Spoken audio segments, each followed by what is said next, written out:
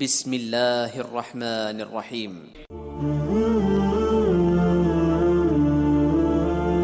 حضرت ابن عباس رضی اللہ تعالی عنہ نبی صلی اللہ علیہ وسلم سے روایت کرتے ہیں، آپ صلی اللہ علیہ وسلم نے فرمایا، تم ننگے پاؤں، ننگے بدن اور بے ختنہ اٹھائے جاؤ گے۔ پھر آپ صلی اللہ علیہ وسلم نے یہ آیت تلاوت فرمائی، جیسا کہ ہم نے پیدا کیا تھا پہلی مرتبہ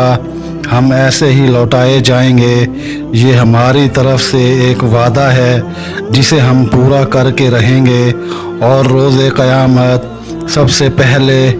ابراہیم علیہ السلام کو لباس پہنایا جائے گا، اور میری امت سے بعض کو